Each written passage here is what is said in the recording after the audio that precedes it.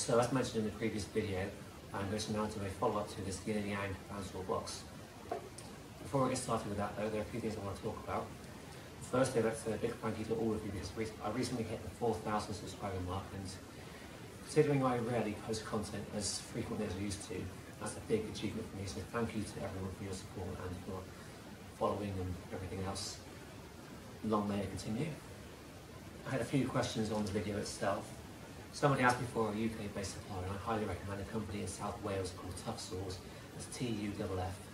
I've always bought my blades from there, and yeah, I highly recommend the service and the quality of the blades. The first part of the video is there's an incident where the blade in my saw started sparking quite badly. I'm not entirely sure what caused that. It may have been the guys who were too close together, but as you may have seen, the application of PTFE spray helped to kind of remove that problem, and it seemed to work finding afterwards. As some of you may recall in the previous video a few months ago, I forget which one to be honest, I mentioned at the end I had some exciting news coming forward and I wanted to reveal it soon. Unfortunately, well, some of you know what that would have been.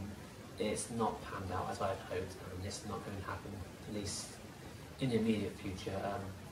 For those of you who don't know, there's probably a lot of you that don't know, I had found a new workshop.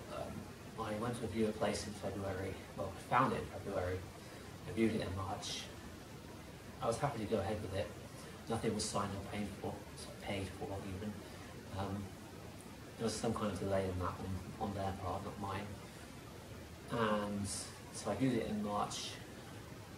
In April, I was given an estimated move-in date for the end of April, early May. That got pushed back to the 1st of June, and that got pushed back again, and it's not going to happen, unfortunately, not in this place. So I'm not giving up hope. I'm going to keep looking for whatever might be around locally or a bit further away, and I'll see what I can find that is convenient for me. It's been 2 years since I last had one, and I do miss it quite badly.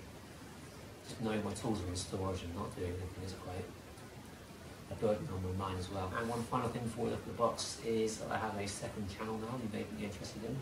It's called Ollie Writes, and the idea is that it will parallel my blog, which is called Ollie Writes, and most of the content there is going to be focused around walking, hiking.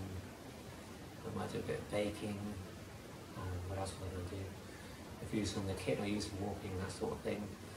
So if you like my walking videos I've done on this channel, the majority of those will now be on my second channel.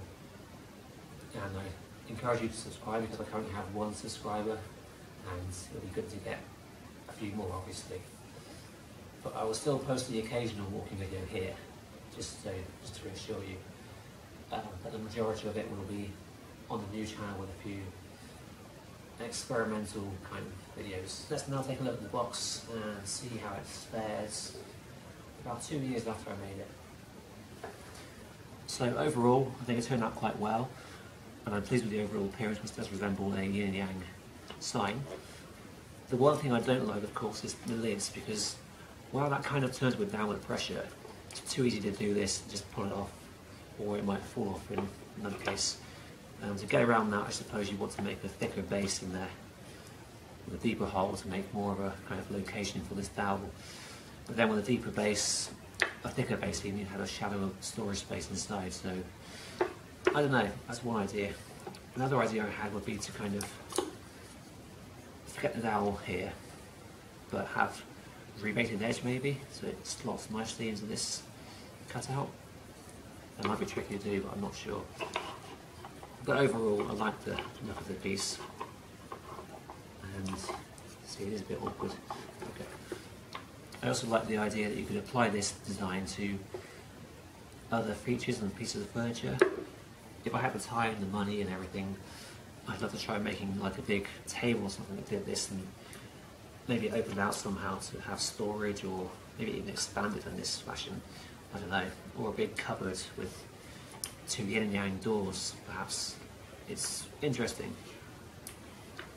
And that's the box.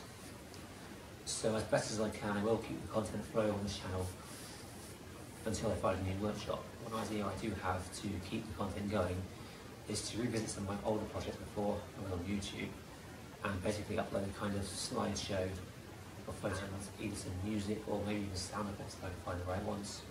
It's an idea I can play with and do a couple of videos, and when I do that, it'd be grateful if you could give me your feedback, let me know what you think, what works, what might work better, that sort of thing. In the meantime, I thank you for watching this video. I encourage you to stay subscribed, please subscribe, like, share, all that stuff, and I'll see you again in good time.